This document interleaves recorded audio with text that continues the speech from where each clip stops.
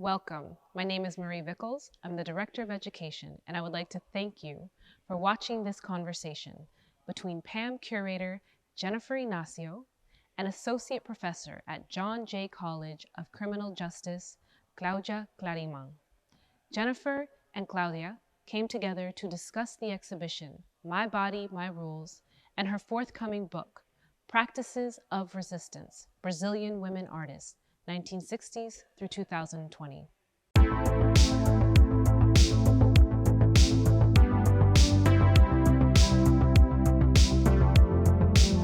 I want to say welcome. Thank you so much for joining us here today. We're in My Body, My Rules, which is an exhibition that's currently on view at the museum. And just to give a quick background on the exhibition before we turn to you, Claudia, I was really excited to work on this exhibition because it is a group show of 24 female identifying artists that is drawn primarily, the works are drawn primarily from PAMM's collection. So it's really exciting to get all of these works together and dialoguing with one another. And the works itself, a lot of them, the artists are using the female body and the image of the female body to question issues and roles that are imposed on the female image. But as I said earlier, we're here with you today, and I'm excited to have you here because you have a book coming up, and I want to hear a little bit more about that, and maybe we can find ways that the artists in your book are bringing similar concerns that these artists here in the show are. So to start, what is the book? When is it coming out? What's the title? If you can give us a brief introduction. So before I say that, I just wanted to thank you for having me and to congratulate you in your wonderful, wonderful exhibition. So you did a great job and so timely. And as I walked through your show, and my book is really about Brazilian women artists. It's called Practices of Resistance. So it's from 1960 until the present. So it's 60 years, covers 60 years of different practices of these women.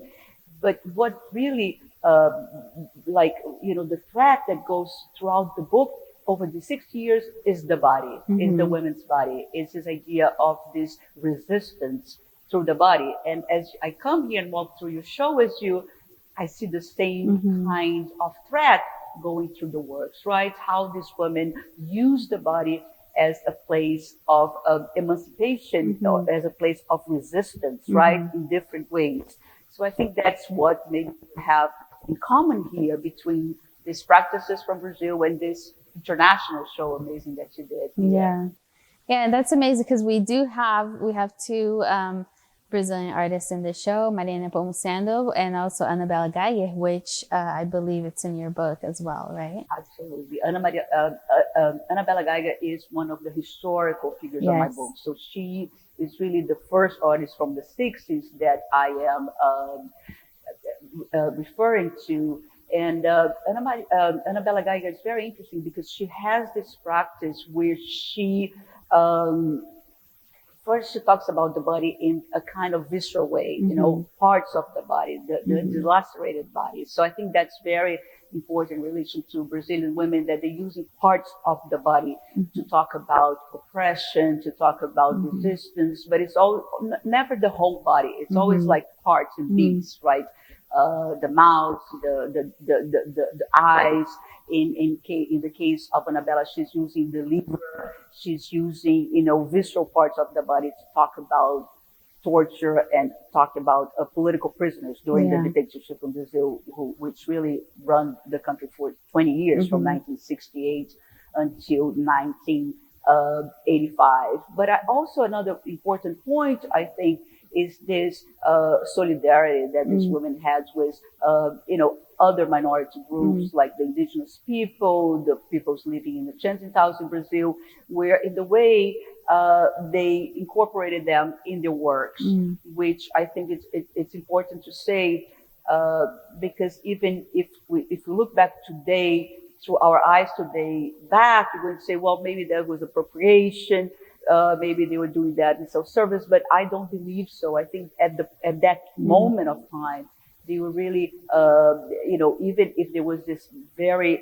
different social relation between them, the artists, middle white class artists, and those indigenous populations and black populations in Brazil, they were really trying to bring them into their works to talk about a different kind of Brazil that's not just white. So I think they really open up the discussion in many ways. Yeah. So Claudia, tell me a little bit more about the book. I've heard about one specific chapter, you know, that you talked about the tongue and the language and the freedom to speak or not. But I want to hear more about the other ones and how the book is structured. Right. So the title of the book is Practices of Resistance. So it's very much women that work with social practices, just to be clear. So it's not a survey on Brazilian women artists, because there are amazing other artists that are not included in the book.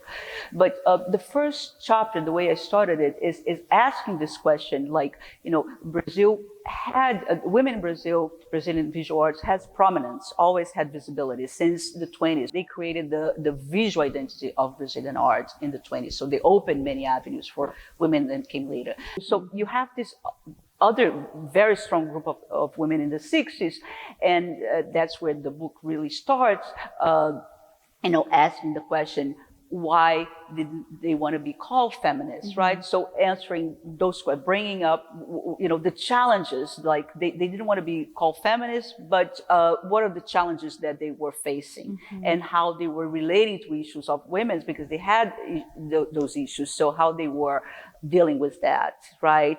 And also their relationship to the minorities in Brazil, how they incorporated them in their work, the indigenous people, the people from the favelas, which in the majority are, Afro-Brazilian. So all of that is in the first chapter. The second chapter is about the role of language, right? In Portuguese, the word língua, which means tongue and means language, means both. So this idea of using that word to talk about parts of the body, right? To use language as a way to deconstruct women's, normative ways of us to think what a woman is, but also talking about it in terms of the lack of communication, right? The impossibility to communicate during the dictatorship. So you have these two ways of looking at tongue or language, right? And language. So it's about discourse, how the body was used in terms of discursive practices. The third chapter comes to the 90s and talks about how when the dictatorship was over, those artists were more free also to talk about different issues, other kinds of oppressions that were still there, that, not because the state is no longer the oppressor, there's no micro politics, right, going on in terms of militias, right, paramilitary groups, in terms of oppression of women, right, femicides, in terms of racism, oppression in the prisons in Brazil, right? The carceral system. So all sorts of oppressions that are imposed on us, but these artists are also dealing with the body to talk about that. And the last chapter that is the most fun and the one that people love most is about the artists today, the young artists today who bypass the institutional system. So they don't need any more curators or museums to show their works, but now they're using the media, they're using social media. So they have this more direct contact with the public, and they use that in a much more freer way, right? To create communities, right?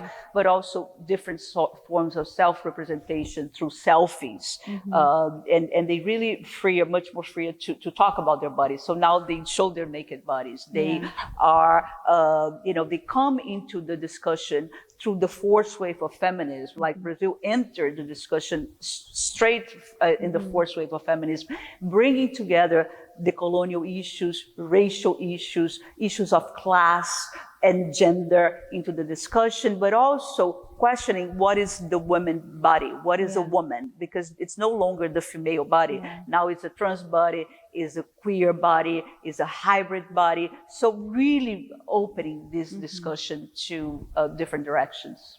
Oh, that's amazing. And it sounds like one question I was going to have or ask you is that if the dictatorship has influenced or, delayed these conversations this conversation in Brazil, but it sounds like they're pretty there, right? It's very inclusive.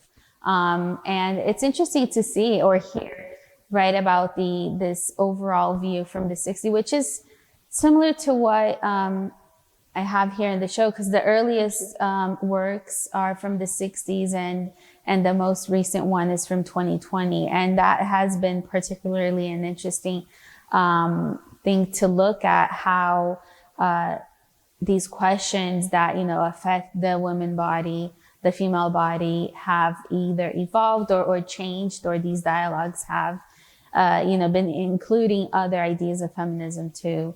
So that it sounds like Brazil, that was one of the questions I was going to have, is if the dictatorship has delayed this conversation, it has delayed these dialogues within Brazil. But it sounds like from what you just described that, the ability to put your ideas out there in social media and bypass the institutions or the system has definitely enabled, right, these conversations to be very encompassing. I think also we have to talk about the church in the 60s and 70s, which was also this moral, right, on women's body, which is a constraint, and also the left, right, the leftist view of the dictatorship, which all these women, they were from the left, not necessarily affiliated to parties, but they were from the left.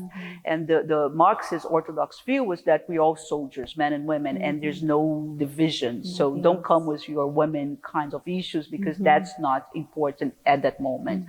And I think this was the kind of made also feminism to be seen as something that was not important at that moment, right?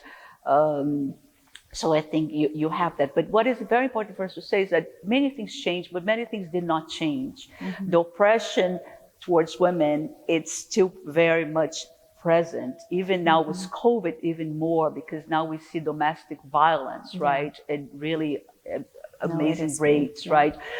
Even if these trans bodies came in, these queer bodies came into the discussion, they still very much oppressed, right?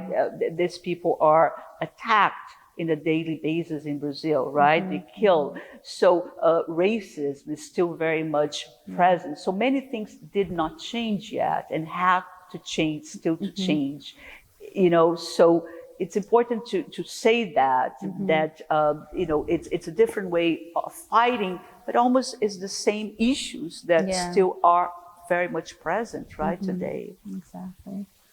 Well, I think this ends our conversation. We have, just like you just said, a lot of things to change, and by doing that is, bringing these issues into conversation. And I'm so glad. I'm looking forward to your book. If you can tell us when to expect it. And well, the book is coming by Duke University Press, and I'm doing the revisions now. So I'm in the last moment of doing so.